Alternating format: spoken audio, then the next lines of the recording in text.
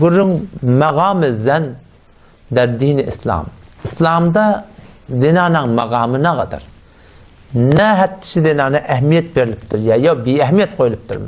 Hayır dinananı fakat bir öyde yer içeri doğrulayan, oğlan şok gözleyen şoňa meňdeş edipdir mi? Ya yok, İslam şegelipdir dinana başka bir erzişe makam veripdir mi?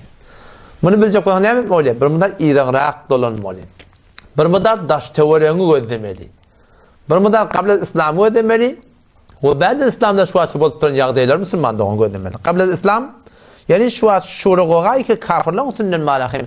Şu meselenin üstüne orta okmanı musulmandygyny bir hiç onman yani hakikattan burada bu yez hakikat ne burada diye hakikattan on buruna iti kalkmaptır musulmandygyny. Belki bir şubahatlar şufarım aydıp da musulmançılığı musulmanlığın zihnine bir agab uftada bir zat deyip celbe verecek bolýarlar.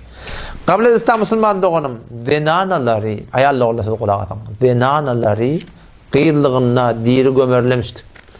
Hemçinani ki şu atı Hindistan'da vakti bir adamın bir denanan adamı öldü. Şu denanına ne kadar yerlerine bilece şu da otlayarlar diye. Dikkat birleşti şuna. Denana qiyinli olan şokları dirce gömerlemiştik. Ama aya İslam gelip telefe kanuni siz helalen hakkında ayırdı mı ya ayırmadı mı? İslam geldi Kur'an pak kelamına Allah Teala bir tane mahsus suran adın denanılan adına attıktı Sure-i Nisa koydu. O taraftan başka bir suran adın denanan adına koydu Sure-i Meryem daktı.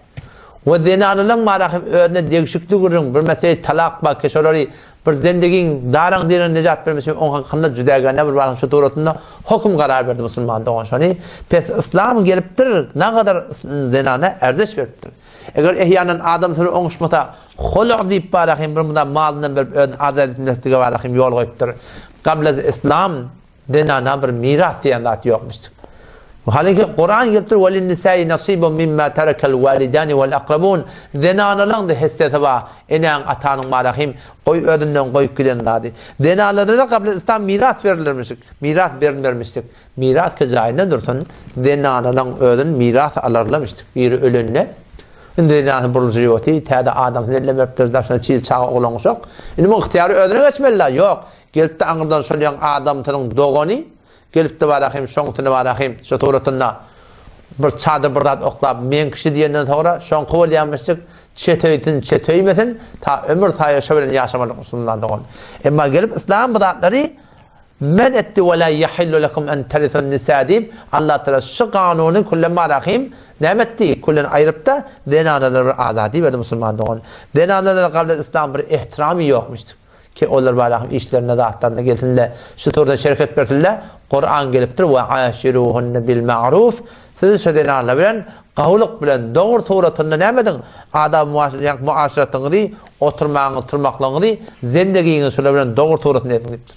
Hatta Yahudiler, hadiste geliyor, Yahudiler, yani denarlar haydi olarlarına, kullen şöyle iyi biçim verdiler.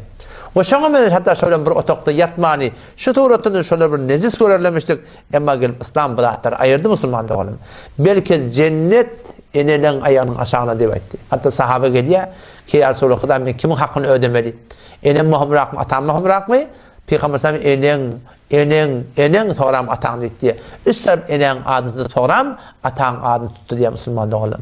İslam gelipdir denanlara sünnet erzeş beripdir. Ondan sonra da bäres gödäňde Peygamber Huda aleyhisselamın neslini Allah Teala şoň qiyinliň üstünden denanalan üstünden nämetdi peygamber denanan üstünden gelip şu ümmette barahim jari edip ahirde de Hazreti Mehdi radıyallahu anh şol Peygamber Huda aleyhisselamın qiyinliň barahim neslinden boljak. Ondan sonra bir zat İslam gelipdir erka adamlar denanalara hytmatçy edipdir.